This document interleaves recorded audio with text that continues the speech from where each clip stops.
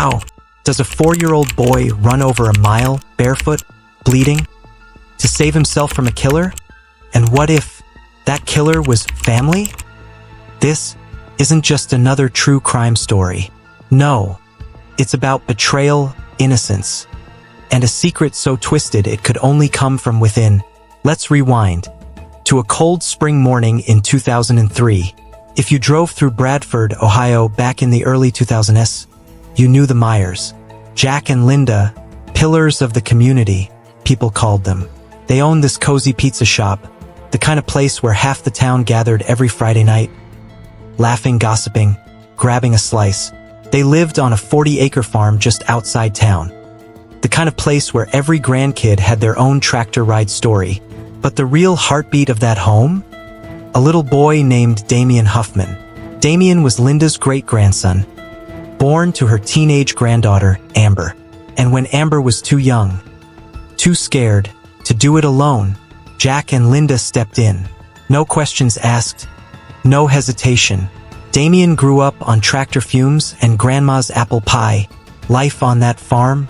Simple, pure, family. Until it wasn't. March 27, 2003. The day started like any other. Jack and Linda probably woke up, had coffee in bed, planned another day of chores and laughter. But by 9:15 a.m., Bradford's tiny daycare center was about to get the shock of its life. A preschool teacher picks up the phone, hands trembling. A little boy just walked in barefoot, alone, in his pajamas, covered in blood. That boy was 4-year-old Dameon Huffman. When deputies pulled up to the Myers farmhouse, the front door was wide open. And inside? Silence. The kind of silence that makes your neck hairs stand on end.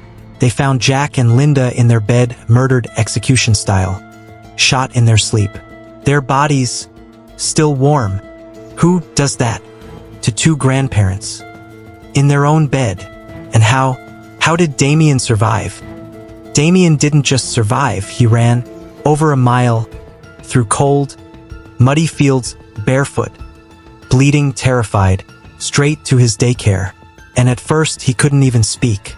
How could he? He just kept whispering that grandma and grandpa were melting, but slowly, carefully, through dollhouses and puppets, investigators pieced it together. Dameon remembered a stranger in a green jumpsuit holding a shotgun. He pretended to sleep. When he opened his eyes, the people he loved most were gone. The town went into lockdown. Who was this monster? A burglar? Robbery gone wrong? Nope. Jack and Linda's wallets, untouched. Electronics, untouched. Whoever did this wasn't after stuff. They were after them. Then a break. 5 miles away, police fished a shotgun out of the Stillwater River. Serial number scraped off. But forensics worked their magic. And the name tied to that gun? Greg Myers, Jack's own son. Greg Myers, family man, no criminal record. He was even Jack's best man at his wedding. Can you believe that? But when money talks, blood spills. Greg was drowning. Foreclosure, unpaid loans, desperate, an inheritance waiting. But only if his dad and stepmom weren't around to spend it. Police found a green jumpsuit, latex gloves with Greg's fingerprints, tennis shoes 2 sizes too small, perfect for muddy footprints that didn't match. It was all staged, but it didn't work. April 2004, Greg stood trial for double homicide. The jury didn't need long. Guilty. Twice over. 2 life sentences. No chance of parole. The betrayal? It hit harder than the bullets. How do you grieve parents when their own son pulls the trigger? And Dameon, that little boy, he grew up knowing he helped catch a murderer at just 4 years old. He's a young man now, building his future on the love Jack and Linda gave him. And the Myers farm? It's still there, a quiet, haunted reminder that family can heal even after the deepest cuts. Beneath the surface of any family, secrets can hide, darker than the woods behind an old farmhouse. Dameon Huffman's courage is proof. Even the smallest voice can break the loudest silence. If this story shook you and inspired you, hit that like button. Subscribe for more true crime that doesn't just shock you, but reminds you why the truth matters.